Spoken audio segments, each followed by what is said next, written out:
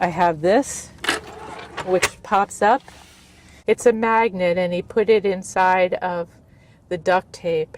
So it just goes up here, and it stays right there like that. Hi everyone, welcome back to my next video. Today we're going to meet Penny. Hi Penny. Hi Bob. And you're in a nice Ford Transit Connect? 2012. 2012. XLT. XLT. And how long have you been on the road now? Well, previously I was 2.5 years in a 25-foot bumper pull, and that ended when COVID happened and all the parks, and I was working in the oil field as a gate guard, and that closed, so I had to get off the road and bought a house, fixed that up for 3 years and sold it, moved to Mexico. Almost a year ago, I came out with this van. I just purchased it. And I fell when I was here for the RTR. I fell and I hurt myself seriously, and I had to go home and take care of that. And it was during that time that I was diagnosed with Parkinson's. So it's taken me 6 months to get rehab and all that settled, and I've been back out for about 2 months now. So you're out here with newly diagnosed Parkinson's. I am. And that can't be easy. Yes, it is. Really? I can't believe I'm saying that, but it is. It's just the perfect life for me with Parkinson's, I think. I'm in the early stages. I have symptoms, but they're not as profound as they likely will be at some point, hopefully a long time in the future. But for now, it's really ideal. It gives me a manageable life. The van is a manageable life, taking care of it, and I can rest when I need to rest. I can move when I want to move. When I first started out 2 months ago, my goal was to see the states I hadn't seen yet, and I did finish that. But I wanted to get those done before I couldn't drive. So I did that, and I found that very taxing. This is more my speed, just going slow like this. And now that those states, with the exception of Alaska, are done, I'm finding that my journey is more inward. Mm-hmm. Than going places. And I'm on my second HOWA caravan, and that is also ideal for me. It lets me camp by myself, mm-hmm. but with people. Right. And I'm finding that incredibly, that level of support as I need it or don't need it is just perfect. So why did you choose the Connect? Yeah, good question. I get that all the time. I don't know. Many years ago when they first came out, I saw them on the road and I thought how wonderful. I could live in that. I don't know why I thought that, but I did. I searched high and low for just the right one. I went to different states, but for me it's about fuel economy, ease of driving and parking, stealth factor. And I was a backpacker for most of my life, and when I was hiking on the Appalachian Trail with just a little backpack, I felt more alive.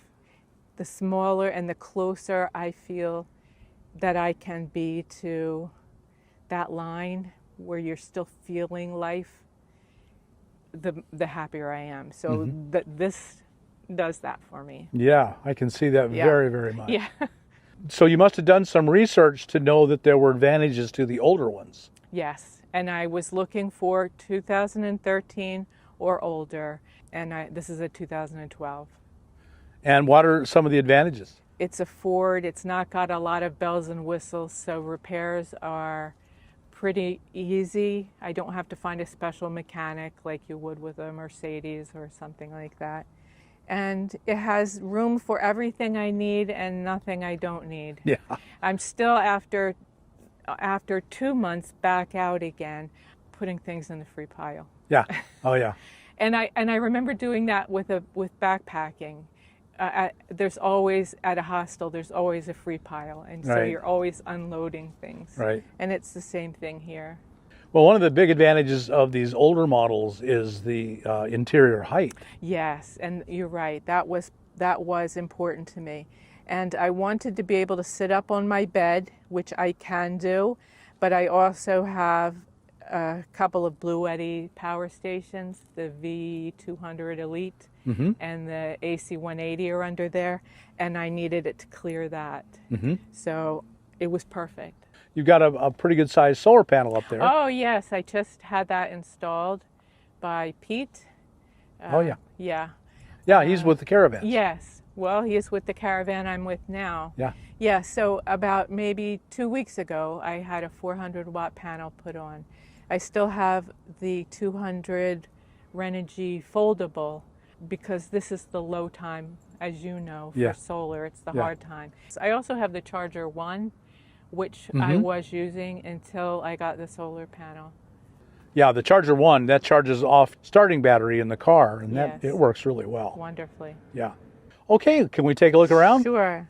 So we can start with my refrigerator. Last year I had a smaller Bouge RV, and while it was really helpful and I have no complaints about it, I wanted a freezer because one thing that can occur with Parkinson's is muscle wasting, and they encourage a lot of protein. So I'm able to carry frozen meat with me this way and make sure I have enough protein.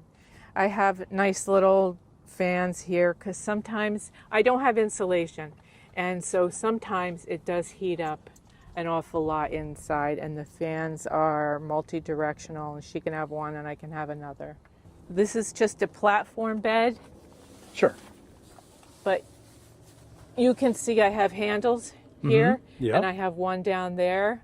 That lifts up and it goes down the length. There's two handles, so there's two lids, and I have storage this deep all the way across. That is so clever. Yes. When I came out last year, I had a lot of milk crates with stuff in it just piled up, and this year I did a little differently. I have these three, and they fit perfectly across here. So I have this, which pops up, and I have storage all the length of the bed underneath. And when I travel, that's where my chair and rug and things go. This is all my kitchen stuff in here. Nice. Yeah, you're set up to cook. Nice, nice. Really, really brilliant design. And very little actual construction. Did you build the bed? I helped. I designed it, I guess I can say, from ideas that I've seen and put together about what would work for me. This is sort of like a teardrop. The back is sort of like a teardrop. Yes. I have a shower set up with a foldable, collapsible shower rod that goes across. It goes in here and here perfectly, and then a shower curtain goes here. And I have a bucket with a rechargeable sprayer. USB probably. Yeah, so I can shower here. And people think, oh, it'll get wet in here, but it doesn't because you're able to hold the shower nozzle. Can I show you one cool thing that somebody made for me the other day? You bet. I struggled with these. I was using the Velcro and it was starting to wear out. And somebody made, I don't know if this is a thing people know about, but I had never seen it before. It's a magnet, and he put it inside of the duct tape. And it just goes, well, this one goes on this side. So it just goes up here and it stays right there like that. And that little magnet is plenty to hold it right there. You know, one of the things I really love about how you built this is it's organized but it's, most of all, it's very lightweight. Yes. The bed was heavy. The wood for the bed was heavy, but that was it. But yeah, I bet your gas mileage is probably still really good. Yeah, it's about 26 miles a gallon. That's very, very good. Yes. Most people would be delighted with getting 26. And on my budget, it makes it more doable. If I were driving a bigger rig, I would not be able to drive as much. One of our goals is to get freedom, and if you're getting 8 miles to the gallon, that really cuts into your freedom. Yeah. Unless you got a big big checkbook. And so if people would like to learn more about you, how can they do that? I have a YouTube channel. It started out to be about van life with Parkinson's disease. It's called Shooting Star, and I know there are a few Shooting Stars on there, a few channels called Shooting Star, and I went with that because I think we're all shooting stars and our life is short. And Parkinson's is just one thing you need to incorporate into your happiness factor. So it's called Shooting Star. It started about Parkinson's and van life, just so people see that it is doable. So you know the drill. I have to ask you, how do you go to the bathroom? Well, I have what I think most or many van lifers have at this point, and it is this, the collapsible, Yes. like that. I have a urinal, and because of the height of the van, I can just stand up, and it makes it easy. I know it's an awkward subject, but it is what it is. It is. So this is a urinal that I find to be really different. First of all, because it has a lid, and this emblem on the top is glow in the dark. So when you wake up at night, if you need to find it, you can. It just glows, and you can not have to turn any lights on. And it's got a nice shape and size. What an example you're setting for people. I hope so. There's so many people out there that just give up, Yeah. and you haven't. And I've wanted to do this for years. I've tried for years. You know, I've made attempts over the years. And even last year, when I came out in January, I came right to the RTR. And I was out here for six weeks, I think, when I fell.